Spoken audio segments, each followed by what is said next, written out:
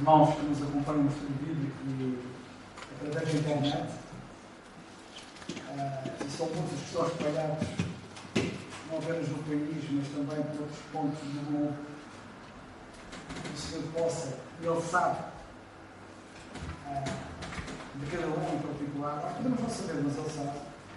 E as nossas orações é que Ele vos edifique, vos fortaleça e vos use. E olhem por nós, precisamos. Então nós vamos ler na carta a Timóteo, na primeira carta, onde nós nos encontramos ainda, no capítulo 3. E vamos ler este capítulo, que diz assim. Okay. Esta é uma palavra fiel. Se alguém deseja o episcopado, a excelente obra deseja. Convém, pois, que o bispo seja irrepreensível, marido de uma mulher, vigilante, sóbrio, honesto, hospitaleiro, apto para ensinar. Não dado ao vinho, não espancador, não cobiçoso de torpe ganância, mas moderado, não contencioso, não avarento, que governe bem a sua própria casa, tendo os seus filhos em sujeição com toda a modéstia. Porque se alguém não sabe governar a sua própria casa, terá cuidado da Igreja de Deus? Não neófito, para quem sobredescendo-se não caia a condenação do diabo. E é este princípio que nós nos encontramos atualmente. Convém também que tenha bom testemunho dos que estão de fora, para que não caia em afronta e no laço do diabo. Duas vezes seguidas vamos aqui do diabo, não sei se repararam. É uma ameaça. Está muito perto. Espreita em cada canto. Da mesma sorte, os diáconos sejam honestos, não de língua dobre, não dados a muito vinho, não cobiçosos de torpe ganância, guardando o mistério da fé em uma pura consciência. E também estes sejam primeiro provados, pois sirvam, se forem irrepreensíveis.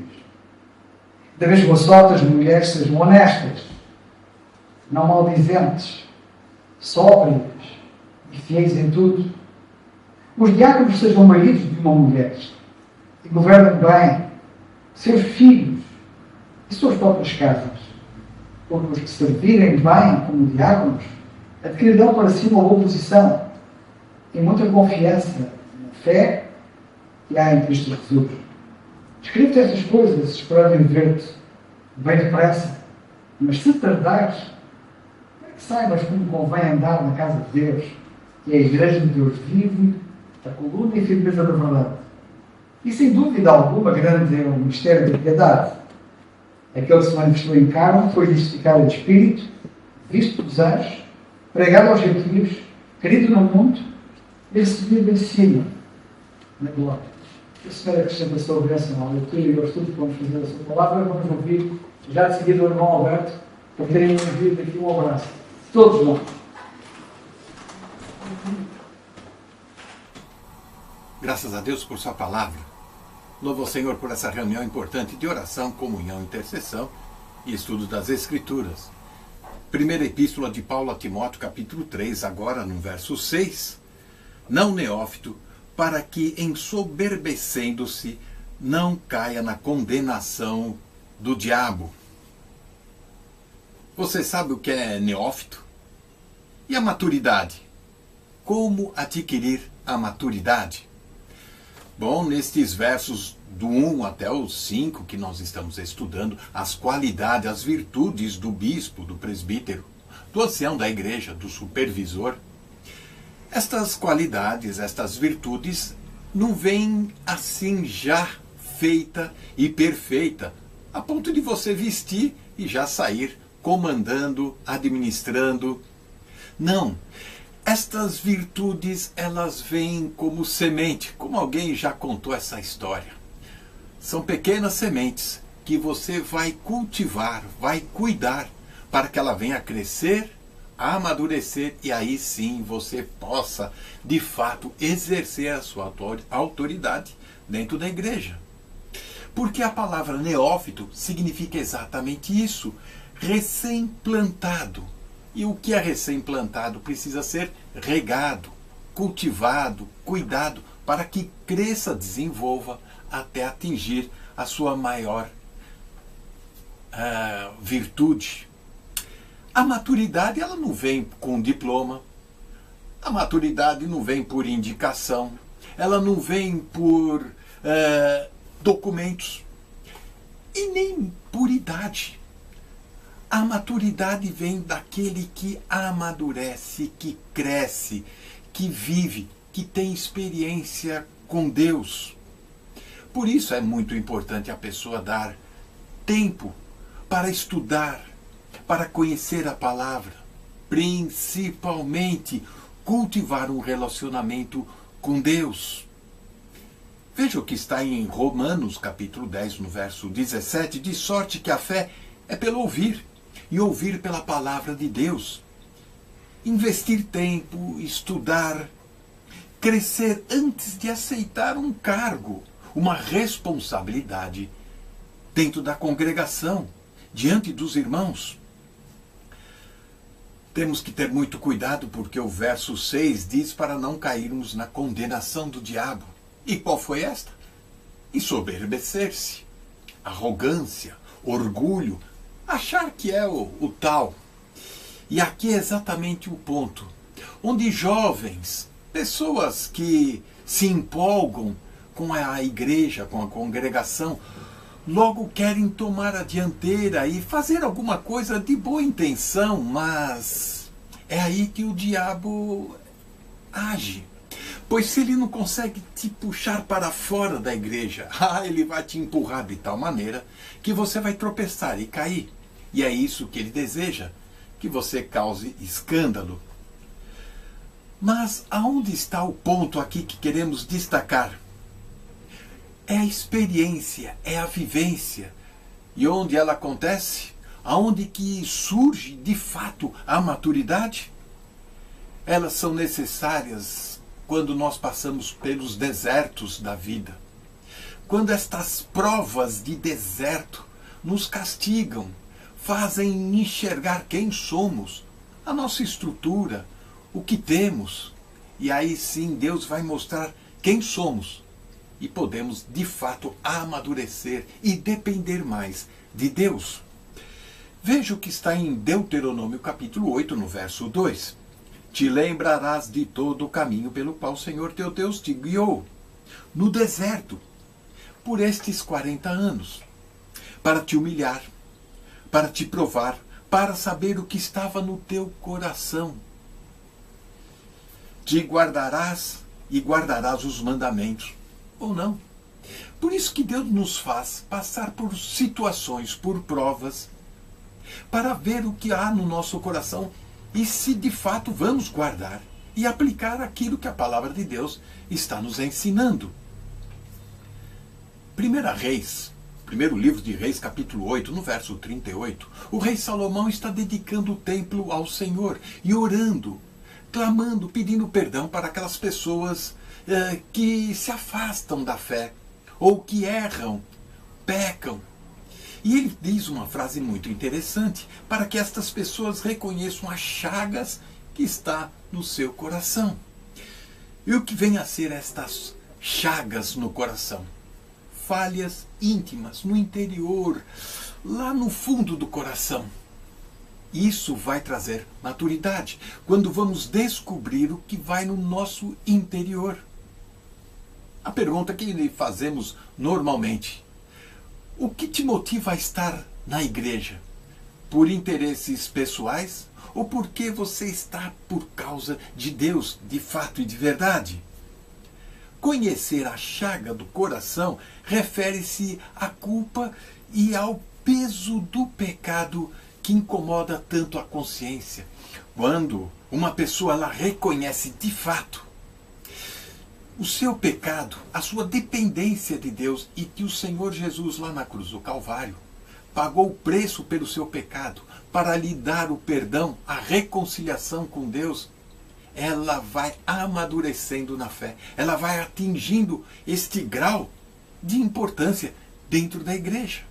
E aí sim ela, com sua experiência, Por sua vivência, ela vai poder ajudar os irmãos mais fracos na fé a se sustentarem. Provérbios 16, lá no verso 18, a soberba precede a queda, e a altivez de espírito precede a queda. Veja só o que a palavra de Deus diz. Muitas vezes nos achamos os tais dentro da congregação. Nos achamos os mais importantes, autossuficientes, os mais inteligentes. Quando a pessoa se acha muito dentro da igreja, cuidado. Quem se acha acaba se perdendo. O que queremos mostrar é que fazer a obra de Deus de coração, precisamos antes conhecer o nosso coração. E para isso precisamos andar e atravessar desertos da vida. Não porque Deus vai te abandonar ou porque Deus quer te castigar, mas é que Deus quer te provar, para ver que a sua fé de fato depende do Senhor. Que a sua vida está nas mãos do Senhor. E isso é muito mais importante do que um cargo, do que uma disponibilidade de ajudar e mostrar quem é você. Mas mostrar quem é o Senhor na vida de cada um de nós. Que o Senhor nos dê esse entendimento. Amém?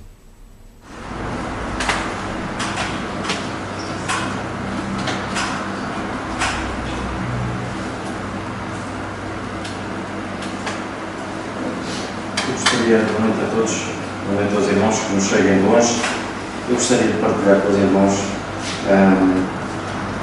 não tem tanto a ver com este versículo, tem a ver com o versículo anterior, mas também no fundo até tem um bocadinho a ver também com este versículo. E tem a ver um pouco acerca da maturidade. O nosso irmão Alberto definiu o que era um neófito e definiu muito bem. E ele diz que a maturidade dela não vem com diploma, ela não vem com idade, e nós temos grandes exemplos na palavra de Deus em que vemos grandes homens com pouca idade.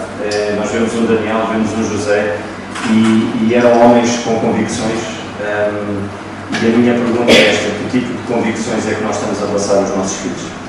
Que tipo de firmeza? Sabem que ainda no retiro de jovens estudou-se a armadura de Deus e falou-se muito acerca da firmeza na palavra, e que o Senhor assim nos ajude. Isso começa muito cedo. Sabem que o Senhor vai nos mostrando coisas simples para nós podermos passar esta mesma maturidade. Ou seja, a maturidade é o preparo, e depois então o Senhor é que capacita. O preparo cabe-nos a nós, é a nossa responsabilidade. Às vezes confundimos preparação com ainda agora disse a palavra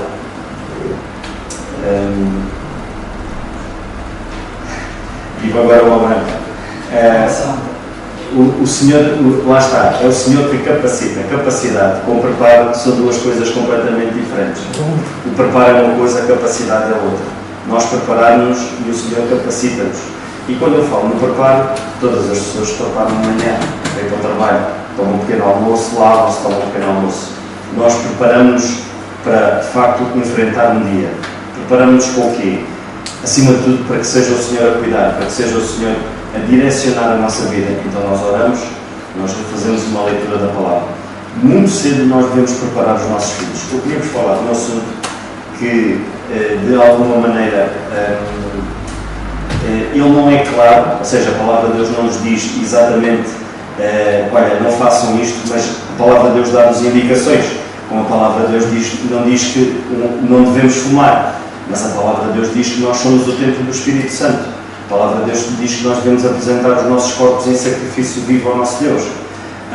E eu queria vos falar acerca de algo muito importante, e nós vivemos numa altura em que, pela graça de Deus, temos muitas crianças aqui na igreja, temos muitos pais, acerca de um assunto que pouco se fala, que tem a ver com os filhos dormirem com os pais até muito tarde.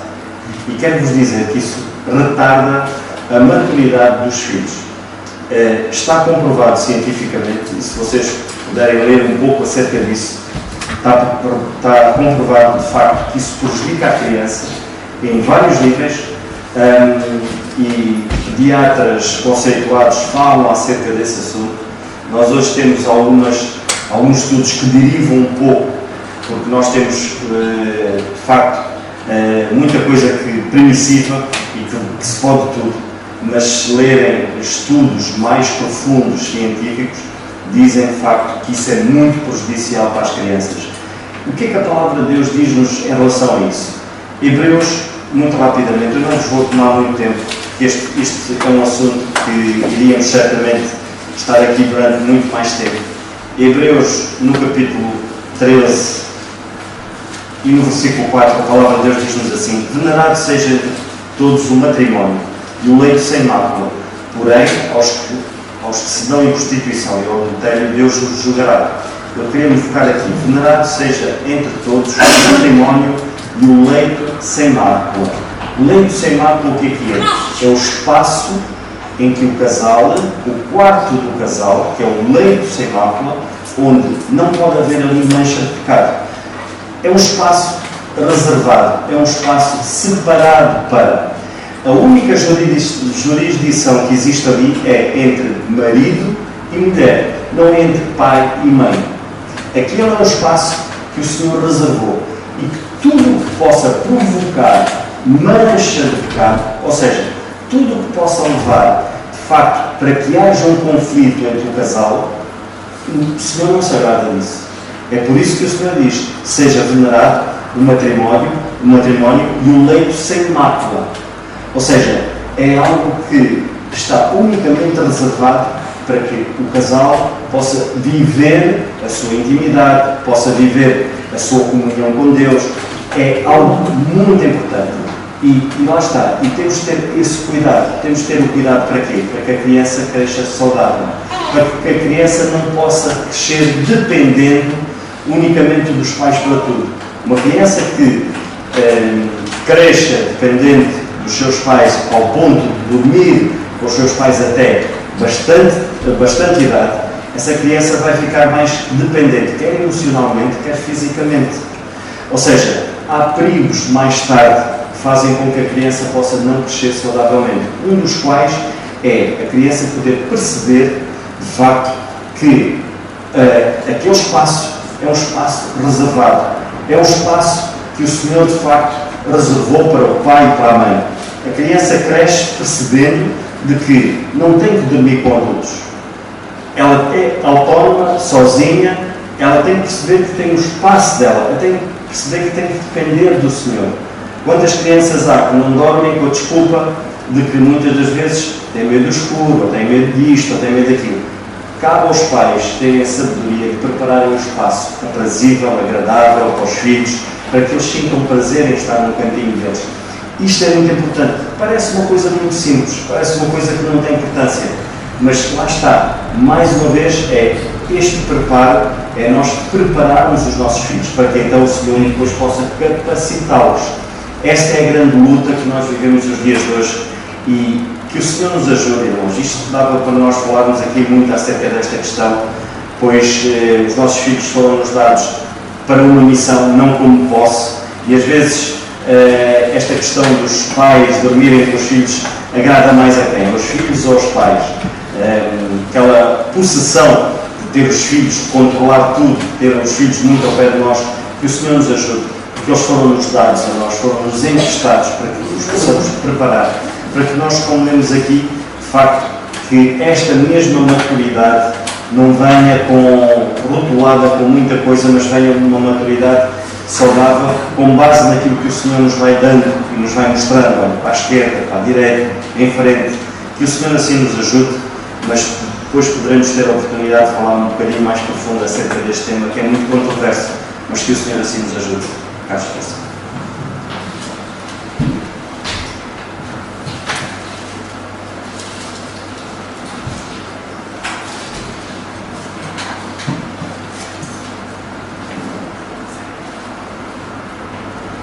Agora, irmãos, este versículo 6, nós lemos que o bispo não deve ser neófito. Diz o irmão Alberto bem, teologicamente. Neste versículo 6, onde nós nos encontramos, irmãos, nós lemos que o bispo não deve ser neófito, para que em sua obedecendo se não caia na condenação do diabo. O irmão Alberto explicou muito bem o significado da palavra neófito, recém-plantado. Ou seja, é um crente novo. É um crente há pouco tempo. E, portanto, os crentes que são crentes há pouco tempo não estão habilitados a poder ser bispos. É necessária maturidade. Não se estão a adquirir, como ouvimos, com diploma ou outra coisa qualquer. E os crentes que são novos, exatamente porque são novos e não têm experiência, quando eles olham, estamos a falar de crentes novos, quando eles olham para aqueles que exercem o bispado, o pastorado, eles olham normalmente assim de baixo para cima e olham para aquele cargo ou função como uma coisa muito elevada. Se lhes fosse dada a oportunidade de serem bispos ou pastores, na sua falta de experiência,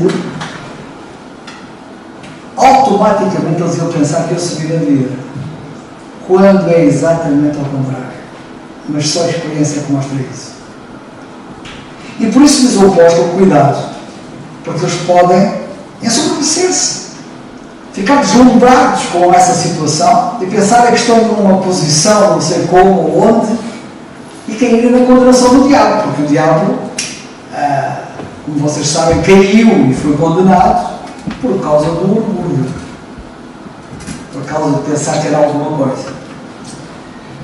Bem, o nosso irmão Alberto já falou muito bem sobre esta matéria, mas eu queria dizer o seguinte, porque esta matéria que eu vou dizer nem o apóstolo Paulo falou, mas está aqui implícito. O orgulho não ameaça só os neófitos. O orgulho ameaça os velhos como eu. Sabem que uma pessoa como eu, com 51 anos de crente, com 51 anos de experiência de vida cristã, com 51 anos de estudo bíblico diário, pode ser tentado a pensar que há alguém. Pode ser tentado a pensar que há alguma coisa. E também ser acometido deste orgulho e cair na condenação do diabo. Não são só os neófitos. É claro que os neófitos, logo à partida, à cabeça, é um risco muito grande, o apóstolo Paulo identificou ali. Mas eu quero chamar a vossa atenção que mesmo os que têm experiência e muitos anos de crente podem também cair no mesmo. Vejam como isto é perigoso. Nós nunca nos devemos esquecer do que João Batista disse. E às vezes esquecemos do que João Batista disse. E João Batista, que foi considerado o maior do reino dos céus, mas que também era considerado o menor, ele disse: é necessário que ele cresça e que eu diminua. E sabe o que acontece com muitos? Seguem uma via em sentido contrário. Muitos, com eles, o Senhor diminui e eles crescem. E quando o indivíduo cresce aos seus olhos é muito mal. E João Batista dizia que ele cresce e que eu diminua. À medida que o tempo passa, na nossa experiência na vida cristã, nós devemos ir diminuindo, até desaparecermos. E o Senhor deve ir crescendo, até nos fascinar a todos e só temos olhos para Ele. A Bíblia tem vários exemplos de casos destes que acabaram mal. E é muito importante começar bem. Começar bem, no caso do bispado, é não ser neófito. Isso é começar bem. Mas, como eu costumo dizer, o mais importante é acabar bem. É claro que o ideal é começarmos bem, continuarmos bem e terminarmos bem. Mas o mais importante é como vamos acabar do que como começamos. E sabem que a Bíblia fala de dois exemplos que eu gostava de destacar. O primeiro é o rei Uzias. O rei Uzias da Bíblia é uma personagem. Eu sempre gostei muito do rei Uzias. Eu sempre me impressionou. Quando eu fui estudar para a Faculdade de Engenharia no Porto, e eu era crente há pouco tempo, uma das coisas que me impressionou foi o rei Uzias. Porque uma das coisas que eu fui para a engenharia, e uma das coisas que o rei Uzias fez foi desenvolver a engenharia. Então, para mim, para os engenheiros, alguns que nos escutam e que são engenheiros e que não sabem, o vosso modelo deve ser o rei Uzias. Ele desenvolveu a engenharia. O modelo neste aspecto. E noutros. Ele começou muito bem. Ele levou a nação de Israel ao apogeu. As fronteiras de Israel alargaram-se. Ele era um homem piedoso. Mas, no fim dos seus dias, ele cometeu um grande erro. O orgulho apoderou-se do coração dele. E ele pensava: um rei muito bom, cheio de sucesso, nada na verdade. Tudo meu lícito. Sabe o que ele fez? Foi fazer o trabalho dos sacerdotes. Entrou no templo para fazer uma coisa que só os sacerdotes faziam. Pensando: eu quero continuar. Cá está o tal exemplo. Eu estava a dizer que uma pessoa, apesar da experiência, apesar do sucesso, apesar de tudo isso, pode terminar mal. E foi o caso dele. Sabem que ele acabou, por causa disso, leproso.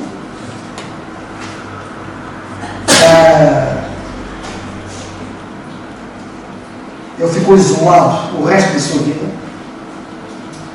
Acabou sozinho o resto da sua vida, até pela própria lepra que o separava de todos.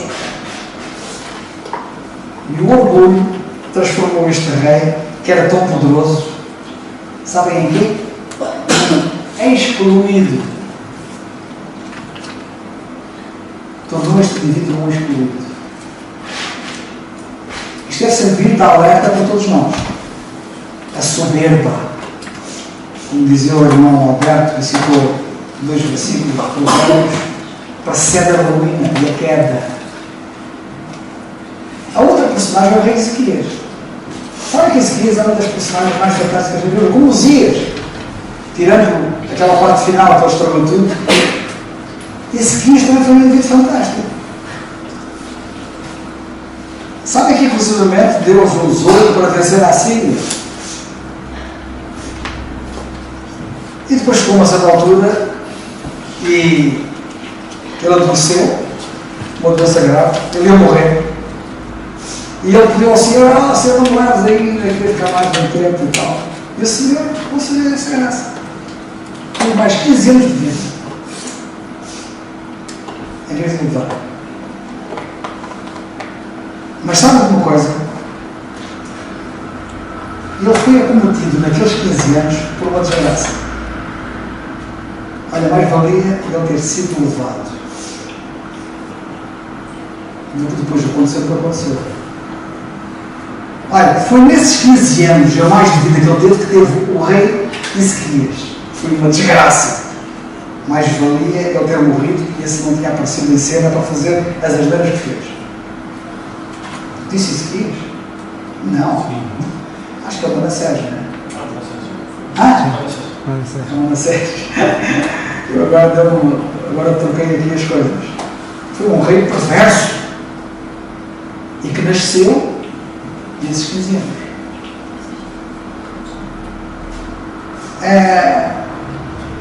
Quando o Senhor o sarou, ele foi acometido de orgulho.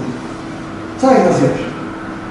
Chamou os babilónicos lá a Jerusalém e começou a mostrar as riquezas todas de Jerusalém. No templo, tudo ouro, a prata, as riquezas todas. Uma impotência de todo tamanho. Porque ele, ao fazer aquilo, estava, em vez de aproveitar a visita dos babilónicos para falar do poder de Deus e como Deus o tinha sarado da sua terrível doença e falar das maravilhas de Deus, não. Quis ostentação. Eu sou maior. Rico. Não, põe na cabeça dele. Tem o nome dele. E este orgulho ia fazer com que Deus destruí-se. Mas ele depois arrependeu-se. Se vocês lerem a história do Ezequias, ele depois arrependeu-se. E porque se arrependeu, Deus não destruiu. Mas sabe uma coisa? Mas os babilónicos que viram aquilo tudo, mais tarde, foram lá e levaram aquilo tudo. E as gerações seguintes foram penalizadas por causa da imprudência dele.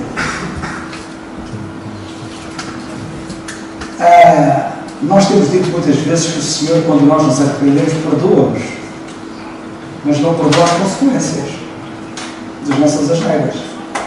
E nós faturamos as consequências.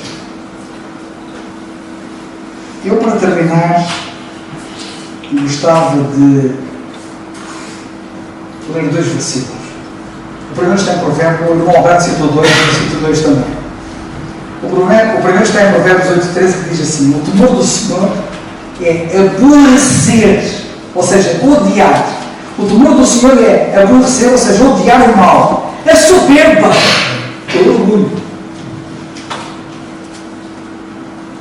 O temor do Senhor é odiar o orgulho.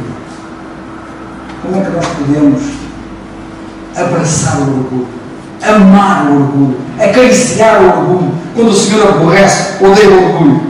E a arrogância. Ele diz que aborrece isso. Eu aborreço. Odeio. O segundo texto está no Salmo 19, versículo 13, que diz assim: também da soberba guarda o teu servo. Que bela oração esta. Ó Senhor, guarda. Se nós fôssemos orar, diríamos assim, como o sábio de Provérbios: Senhor, guarda-me disto, guarda-me daquilo, mas guarda-me também, Senhor, guarda-me da soberba. Guarda da soberba, também da soberba ao teu servo, para que se não assegureie de mim, para que a soberba não me controle, para que a soberba não se torne um senhor tirano sobre a minha alma, que é o que a soberba faz. Então, serei sincero e ficarei limpo e grande transgressão. Porque quem cair nisto tem grande transgressão. Não nos esqueçamos que a soberba foi o primeiro pecado que entrou no universo. E apareceu com Satanás. Daí a condenação do diabo pela soberba. E a nossa passagem fala. Que o Senhor nos ajude.